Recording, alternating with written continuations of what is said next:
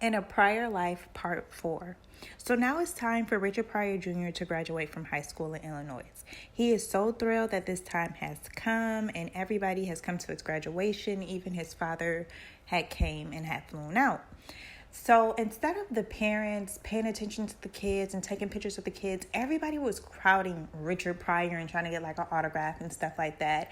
And Junior was like, I'm so embarrassed. Like, I just wanted this to be like a graduation to be about me and to be about the other classmates. But all in all, he did have a good graduation.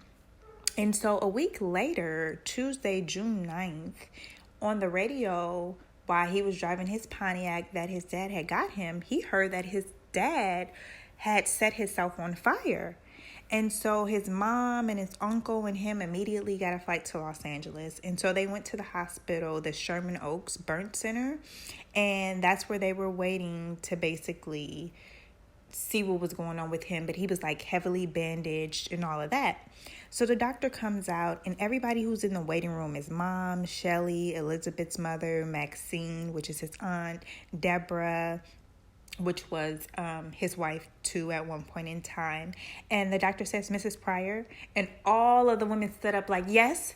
And so he says later, months and years later, his father had always used that joke that all of the women like popped up and said, yes, that was like his worst nightmare, right?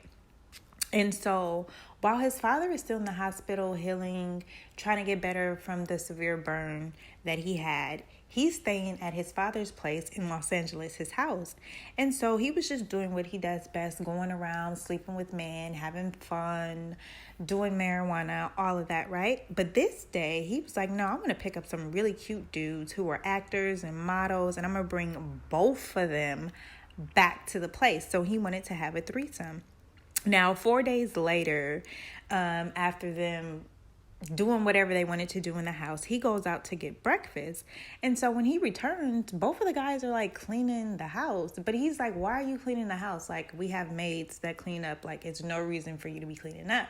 And they're like, you don't know who here? Like, you don't see her? And he's like, who are you talking about? And so this lady named Patricia is a woman who used to date Richard Pryor, but she ended up becoming his assistant. And she's like, your dad want to talk to you on the phone. Get your ass in there. So as soon as he gets on this phone, Richard Pryor ain't about none of that bullshit. He like, are you fucking gay? And so right at the drop of the dime, Junior starts sobbing, crying, no, Dad, I'm not gay. I'm not gay. How can you think that? Why would you think that? And the dad is like, because it was two men fucking in your room when she opened up the door. And the crazy part about it was Junior didn't know that his dad was selling the house. So Patricia was there to show a house to some buyers. And they open up the door and two guys are fucking in Junior's bed. So imagine like whoever was going to buy that house, they are not about to buy that house. They probably about to go back and tell everybody what they seen. And now your dad is wondering if you're gay. So after when he gets caught with the two guys fucking in the room, he is out to set and show his father that he is not gay, that he was just, experimenting, but he is like all into women. He is heterosexual, right? So he went out and he was like, I'm going to find a woman. I'm going to find a woman that I like, that I can show that I'm with and I'm not gay. So he finds this woman named Diane Collins. Now, Junior is 18 and she's 27 years old and she is just separated from her husband. So one morning while he was over there messing with the lady, her husband came banging at the door and he was so scared that he just basically had to escape. Now, at this time, he was like, okay, I have to do something else to show that I'm not gay. What can I do? So he signs up to go to the Navy. And so when he goes to the Navy, unbeknownst to him, it's more gayer than what the fuck he ever thought it could be. He was like, even the straight guys did not mind getting blowjobs from guys on there. He said, because after a while, when you're on there for about 5 months, you do not care. And so, he said it was so normal for people to have acts with the same sex on there that he was used to seeing somebody use butter knives and stick it up all the time. Like, it was nothing like that was out of the ordinary. And so what happened was they just kept traveling and traveling. And so they end up going to all these different places where they would do shows at night. And it would be, underground and stuff like that. And what he found out was that he was actually good at doing drag. He had stood up and he had sung that song, "And I Am Telling You I'm Not Going," from the Broadway show Dreamgirls. And he said he was just being dramatic and throwing his hands up and swinging around. And before he knew it, everybody was giving him an applause and standing up. And he was like, yo, I think this is something that I like and I can do and I can take back with me when I get back from being in the Navy. Now, after being stationed for 3 years, he was happy to end up in Norfolk, Virginia. And when he was here, there, he ended up finding this woman named Sonia very attractive, and she had a southern accent, and so they had moved in and got a little town home together. And she came from like a really normal family, which was like really freakish to him, but it was something that he also admired. And so they end up planning to get married. And so he had invited like his gay shift mates, and of course at first they had looked at him crazy, but then they were like, can I be the flower girl? And so they all had joked about stuff like that. Now, a week before his wedding, he had a bachelor and a bachelorette party. Him and Sonia had put it together. And so his fiance had a friend that had a fiance named Winston. Now, baby, let me tell you, Winston was fine as hell, he said. He said when he seen Winston, his heart was just like beating 1,000 million times. Oh, my goodness. It just felt like that feeling that he has been waiting to have since being with Sonia.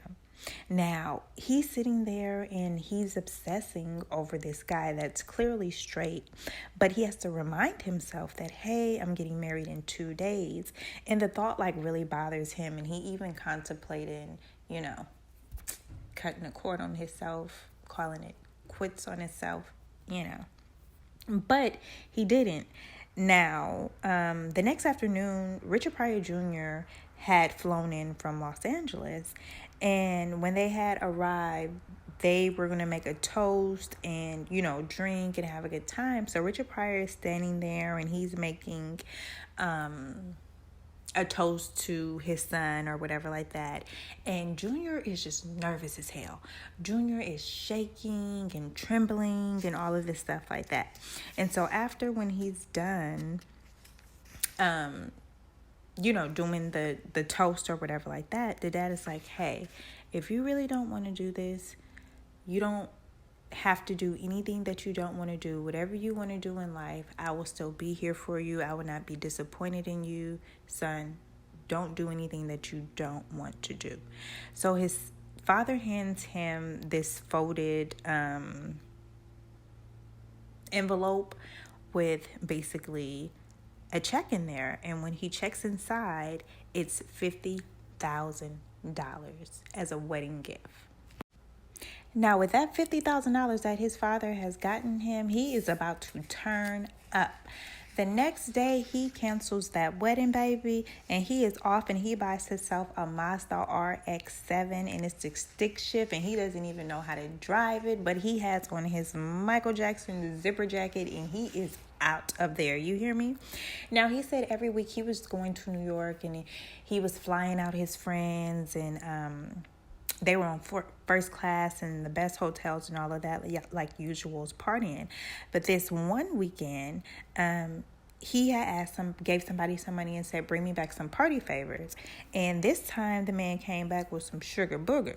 Now, he wasn't oblivious to the sugar booger. He knew how to break it down and what to do, but he had never tried it. But since he couldn't ask for his money back, he was like, all right, we might as well break it down, line it up, and do it. Now, he said the first time he did the Booger Sugar, he said he knew that he would do this continuously for a long time. You hear me? Now, he said him and his friends went out on the town. The first place that they went, they hit a little gay bar, and it was gin and tonics all over the place, getting drunk. The second place, it was a live drag show where it was people in gorgeous gowns and lip singing to Grace Jones and Madonna and just having a good time. And so he said after when all the partying would be done and it would dwindle down, the meat packaging district, which it really was during the day, it was meat packaging and so busy and everybody, that turned into the underground parties for the drags and the gays to party.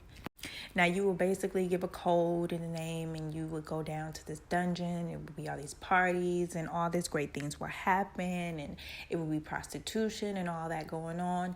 And before you know it, when everything was wrapping right up, that's when the meat packaging people would start come out, and that's when the day would start all over again. Now, after that first week in New York, she was like, I'm going to return. And when I return to Norfolk, I'm going to go to the gay clubs and I am going to kill it. But she had her first trip back to New York. And her first performance was at a club called Q Club. And this Q Club was in Virginia, in Norfolk, and she did her first performance there, and she did an excellent job. She did the Jennifer Holliday number and she nailed it, but she lost to a competitor named Miss Katrina Phillips. And so she went in the back and she said, well, why do you think that you beat me? And so, baby, Miss Katrina had shade because she was like, because look at your toenails. They scraping on the dance floor. Like, you need a pedicure. And Junior was like, I know you lying because I keep my feet done. So basically, she knew that like it was haters and, basically that was what competition was going to be. And they say, baby, that he had got so popular, or should I say she got so popular, that she started booking for different venues and would get paid $50 plus tips and had extra money for gin and tonic. And it was just so fun and something to do. And she would definitely do this in New York and Norfolk. And she was just a happy camper. But let me tell you the tea now. So he stopped in a place called Green Ridge Village, and it was an after-hours gay bar. Guess who this motherfucker saw? This motherfucker saw Harry Price. Yes, Harry Price, who used to whoop his mama ass and used to work at the damn airline place, was in there prowling and just cruising around the room. Come to find out, his stepdad was a queer, he said. Junior said he hightailed his ass out of there. You hear me? So now it was time for him to go back to the Navy, and he had about 1 more year left there. And so he said the next day, some of his friends, they went into the office, and one by one, and each one came out and they had like a different reaction on their face. One had a pale face, one looked like he had been crying, and next up it was Richard's turn to go in there. So Junior goes in there and they're asking him all these questions like, hey, you're under oath. Now, have you went to a bar and were you singing this song and all of this on stage? And he was like, no. And then they were like, did you sleep with seaman number A? And he's like, no. Did you sleep with seaman letter B? And he's like, no. And they're like, you're under oath, right? And they're like, you know what? We already know. We just want to let you know that you are dismissed from here because we know that you are gay. And we're going to get you a flight. So they give him a flight to Florida so quick. Then they get his ass back to Norfolk, Virginia faster than that. So he's like, okay, I guess it's time for me to tell my parents that I got kicked out. So the first person he calls is his father. And like any other day, a lady who he doesn't know answered his phone, and he asked to speak to his dad. He's like, Dad, I have to tell you something. He's like, hold on.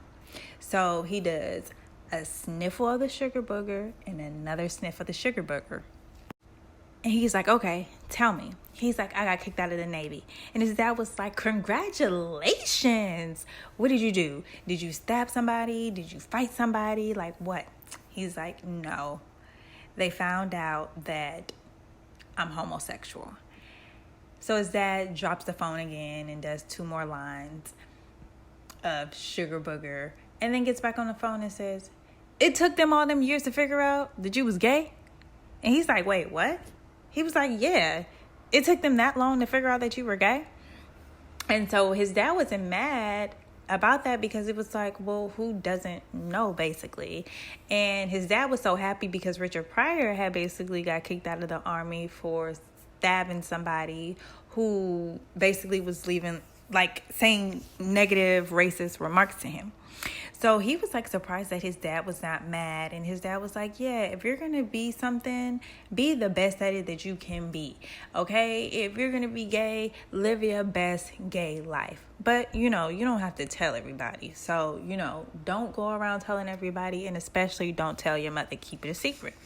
So he does 2 more lines of sugar booger and gets off the phone. So next he's like, okay, I can tell my mom. My mom is going to be so easy to talk to. Like, this is going to be super easy. So he calls his mom with the same lineup, and she's happy too that he's not in the Navy anymore. But he's like, but it's because I'm homosexual. And his mom busts out in sobs and wailing and crying. She's like, no, not my son. No. Are you sure? And he's like, yes. So after a while, she's like, did I do something? Like, where did I go wrong? And he's like, you did nothing. Like, Mom, you've been absolutely great. And so it had shocked him because remember his mom used to call him Lonnie, which was a kind of queer hairstylist that she had. And so she was like, listen, don't tell anybody. Like, you don't have to tell anybody. And he was like, okay, Mom, well, I'm going to move back to Illinois. Is that okay? Can I stay with you for a while? And she's like, yes, but just don't say anything, okay? And promise me that you're not going to tell your dad. But he already told the dad, and the dad said the same thing about the mom. And he was like, wow, that's amazing that they're both saying the same thing and not even knowing that they both had said the same thing to him. And he was like, okay, Mom, I'm not going to say anything. So now Junior is getting ready to drive his Mazda all the way down to his mother's house. So he's going down Virginia, West Virginia, Ohio, Indiana, and finally Illinois. And he drove the whole 17 hours straight through with stuff for stopping to use the restroom and get food when he needed gas. But at this point, he's feeling kind of like weird because he's like, I'm 22 years old. I've traveled all around the world. I've done drag shows. I've seen men fist fuck each other. And now I have to be closeted in Illinois, living with my mother and keeping my sex preference a little secret. Now, a week goes by and he reconnects with old friends and stuff like that. But he's like, ugh, it's getting boring around here. But then he runs into an old friend that he has named Larry. And Larry ended up being gay too. Now, Larry Woods was a white guy and he was short, about like 5'6". He had dirty blonde hair, blue eyes, a beautiful smile, and a big ass dick. They started dating each other, but Larry had still lived with his father and his younger brother. And of course, Richie couldn't bring him home to his mother's house. So them sleeping with each other was like very far and sketchy. And they did sleep with each other in the Mazda, but it wasn't really that comfortable. And so he realized, like, yo, I still have that trend out there in Chicago with Winston. Winston was holding the car for him because him and Winston were still cool with each other, even though him and Sonia were not getting married again. And he would give Winston like $100 to move the car every few days.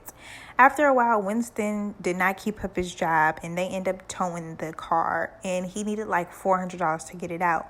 But he didn't have the $400, so therefore...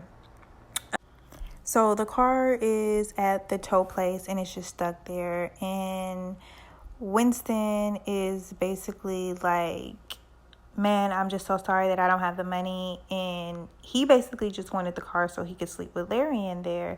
And he had used the last of the $50,000 that his dad had gave him to go to Illinois. And he was just ashamed to ask his dad or money for any money, basically, for anything.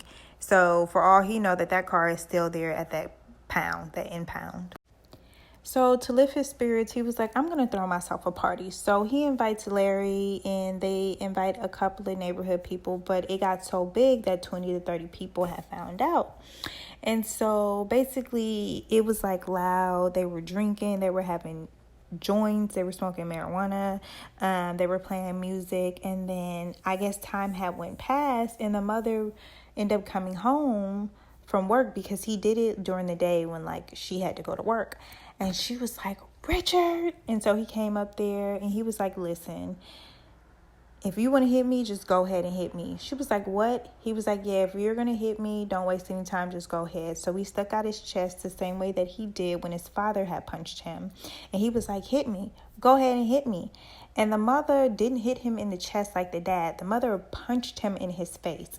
They said Junior flew back down them stairs and bust his damn head. But he didn't care, because he was so drunk and his body was so relaxed that he did not feel anything. Now, after a while living his life like that, he was so tired of living like that he convinced Larry to move to Los Angeles with him. After, he would go to Los Angeles. He would drive from Illinois all the way to Los Angeles just to have a few days to just be himself and sleep with men and stuff like that. So he finally had told Larry, like, hey, let's just move to LA. And although his dad was cool with him being gay, he didn't want to flaunt it in his face. So Larry had moved in with a friend. And so he started working for his dad, company production, Indigo Production, where he assisted his dad accountant, Jenny Ford. And so his dad also paid for a shrink for him too. And at first he was a little bit hesitant about it, but his dad was like, it's not about you being gay anymore. I just don't want you to be depressed. So it made him feel a little bit better. And so then some more friends from Illinois have moved down to LA. His friend Chris, which they called Chrissy Willer, and Ricky Woods. He's not related to Larry Woods, who Junior is dating, but they do call each other cousins. And so the dad had found all of them an apartment to stay in, all four of them, not too far from the studio. And so finally, Junior had got him enough money to get a Volkswagen, so everybody was able, to have transportation to move around, because they were taking taxis at first. But then after a year, it became apparent that Larry was not into Junior anymore. And he would do shit like go to the club and be flirting with someone else right in front of Junior's face, which would irritate the fuck out of him. But he didn't like confrontation, so he would never say anything. And so Junior started going to Chrissy and Ricky like, hey, like, what do you think is going on? And so Ricky would be like, no, Larry really loves you. Like, stop tripping. And Chrissy would just like shrug his shoulders like, whatever, that's y'all business. Like, I don't want to get into that, which was evident that they knew what the fuck was going on. So one night Junior goes to bed, but he couldn't like stay asleep, and he wakes up and realized that Larry is not next to him. And he figured that Larry had went off with a guy named Jay who was partying with them earlier. And so he goes outside, and Junior is waiting for Larry to come back. When Larry comes back in Junior's Volkswagen car, he's just standing there looking stupid. And he's like, Junior's like, where the fuck have you been? He was like, oh, I went to to have a drink with Jay. And he was like, and then what happened? And he was like, oh, Jay had some sugar booger at his house, so I went there. And he was like, and then what the fuck did you do after that? He was like, you fucked? And he said basically Larry was standing there kind of grinning in his face. And so he tried to walk away, and he took fucking Larry's arm and beat the shit out of him. Now, after when he had beat Larry, he felt bad for beating Larry and told Larry that he would never do it again. And Larry said that he would never cheat again. And then they made up by having makeup sex. Now, There must have been something in the air in California or the palm trees, because they said soon after that everything went downhill when Larry started cheating again and he started beating Larry's ass again, and they will make up again until one day he realized like he didn't want to do that anymore. When he seen like the black eye and his jaw busted and all this, he was like, yeah, I can't do this. Chrissy had moved back to Illinois because she got tired of Junior basically like whining and crying, and was like, yeah, I can't do this thing. And then he realized that he had no one to talk to say, hey, I beat my boyfriend's ass and I want to kill him. And so finally he was like, you know what, I'm going to commit that take you away stuff. He wanted to take away his life, cut it short. And he was like, I'm gonna take those pills that the doctor gave me or whatever. And then once he realized that he had took so many of the pills, he had stopped and thought about his dad, his mom, Rain, Elizabeth, Elanda, his auntie Angie, and he was like, I cannot do this. So he calls his psych doctor, and she's like, how many pills do you have left? And he's having a hard time counting. Like, he started counting over like 10 times. And so they finally realized, hey, there were 30 pills and you took 18 of them. She was like, don't worry, I'm going to send over Jenny Ford, the assistant, your dad's accountant, and she's going to come get you, and we're going to take you to a hospital. And that's like exactly what they did. Now, they brought him to a psychiatric clinic in the Valley, and it so happened to be a place where it was a really cute guy named Michael. And Michael ended up being his roommate. Now, Junior loved this place. They had like really great private activities, and they had group activities and exercise classes. But the best part for him was when the lights went out, him and Michael would go at it like beast.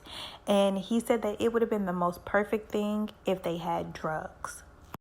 So now Junior is doing better, and he's in California, and he's with his therapeutic group, and then he's going for a stroll.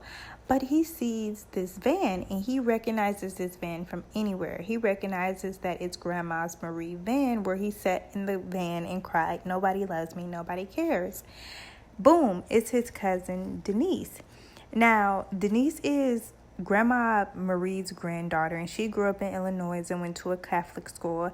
And one day she was in Grandma Marie's house, and a guy had broken and had assaulted her. She got away and ran into the kitchen where Grandma used to keep a pistol in this bread box. When the guy tried to run away, she shot him in the back, and he was paralyzed. And so, fast forward. That was like a backstory about her.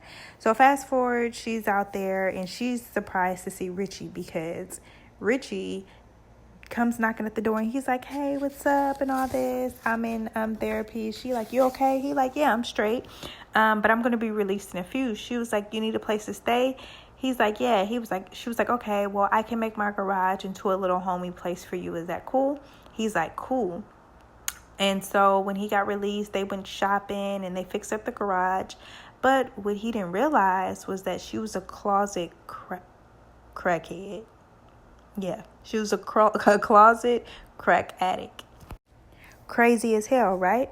So then he has a friend named David, who he met in the Navy. And David used to be someone who used to party with Junior from Norfolk, Virginia, all the way to Miami. And he used to reminisce about the Miss America little boat they would be on in the Navy and all the wild parties. Now, David pulls out this glass pipe, and it's crack rock inside of here, right?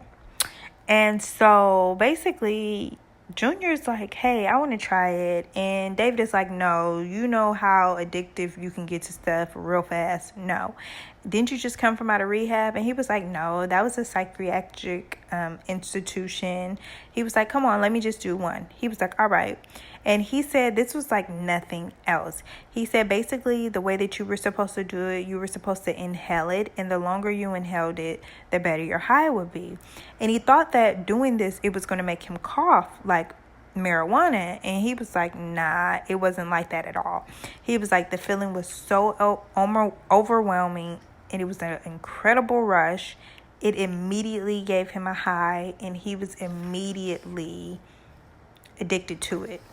So now, it wasn't too long before his cousin Denise had figured out that they both had shared a crack addiction. And so they would take turns going to go get the drugs from South Central.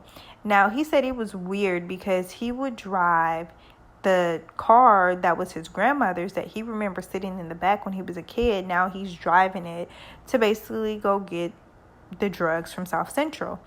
And he said he would usually buy it from this guy, and a little kid will come to the car, take his money, and run and go get it and come back. He said this time it was two little new boys. It was a fat boy and it was a skinny boy. And he said the skinny boy had ended up taking the money to go wherever while the other boy held a gun to his hand. And so all while the other boy is gone, he comes back and he's like, here's the stuff. Gives it to Junior, and the little boy holding the gun to his head was like, hey, when you come around here, you buy from me. Is that a problem? And he's like, no, hell no, that ain't no problem. All right, bye.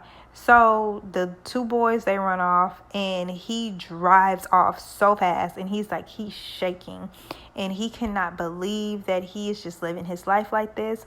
But he said, nevertheless, he got home, and him and Denise had smoked crack all night. So now him and his cousin are full-blown crackheads. And so he was like all addicts, they always hide some stash of their drugs somewhere. And so him and Denise are looking through clothes and stuff like that. Well, Denise is basically looking over him suspiciously, trying to make sure that he doesn't do the drugs without her. And so basically he's going around looking, flipping over the trash can, and he looks into his pocket and he's like, ooh, I found this little gold little rock. So they put it in the pipe and they're going back and forth with each other until they look at each other and they're like, hey, I'm not feeling anything. And so he realized, oh my goodness, this was a piece of apple turnover that I had left in my pocket, and it was not what I thought it was. And he couldn't believe that he had got to the point of wanting to get so high that he did not realize that he was smoking the sugary glaze from off of this pipe just to try to get high. Like, it had gone that far. So it's the 4th of July at this point, and it's going to be a big party. And David's friends are having this big old party around the corner where they have ribs, mac and cheese, corn, deviled eggs, coleslaw, burgers, all of that. So he gets real dressed up. He has on his white slacks. He has on his white top. He has on his white shoes. And sure enough, before he makes it around the corner to the party, he wakes up the next day at 2:15 in the afternoon, fully clothed, and his beautiful outfit that he had on is filthy. David had to remind him, like, you never made it. You were on your way to the party, you dropped a piece of your crack rock, and you started crawling on your hands and knees looking for it until you passed out. Yeah, happy Independence Day. Now it was 1985, and he was on the production set for The Color Purple, which most of it was done in North Carolina. When that was done shooting, he shot back to Los Angeles, and right when he touched down, his ass went to South Central and got his ass some more of that crack, and he ran back home to his cousin Denise. But when that first check came from after the film, he got a 1-bedroom in West Hollywood. And now, luckily for him, he moved next to this guy named Barry. Barry was a cocaine dealer, and he was a guy from Brooklyn, and he had moved his business to SoCal, South California. And Barry was so happy to be Junior's friend because he knew it was Richard Pryor's son, and Richard Pryor was basically a drug user. So Barry used to be very generous with his coke. Now, Barry ended up being a person who shot up his coke, and he started to basically show Junior how to do this. Now, at first, Junior wasn't with it. He gagged at needles, all of that. But after like seeing Barry do this for a couple of days, he was like, yo, I'm curious. I want to do it. So Barry is talking Junior through this step by step as he's tying his arm up, as he's putting the coke on a spoon. And I'm not going to explain how you do this because you ain't supposed to be doing drugs. But he did the whole thing where he put it on the spoon and he lit it and all this stuff like that. So he's like, don't worry, Junior. You're not going to feel this when I give you the needle. It's going to be a little pinch. And he said he laid back after when he did everything that he was supposed to do, after smelling the stinky smell of burning the coke on the spoon and all that. He said when he felt the little pinch, it was like a release of, this is it. This is great. Now, at this point, he knew that he was hooked. So what he did was he called his father. Of course, the housekeeper answered, and he told his dad, hi, hey, Dad. And, of course, he said, hey, son. He said, I'm high. They said Richard Pryor was just so quiet that he thought his father had hung up on him. And so he was like, Dad, and he was like, you're going to be all right. And at that moment, he realized that his dad was also stoned too, and that he realized that him and his dad had a connection. And it took him years, and he came to the fact to accept that him and his dad kind of lived the same life. From living in Illinois, Grandma Marie house, the whorehouses, the absent parents, the abuse, and of course the drugs and alcohol in the range. He realized at that moment that he was definitely his father's child. Now, if you have liked this, please like and subscribe, and don't forget to get back on. That when you hop off of this train, don't forget to come back and hop on the Blockbuster trains for the books and movies.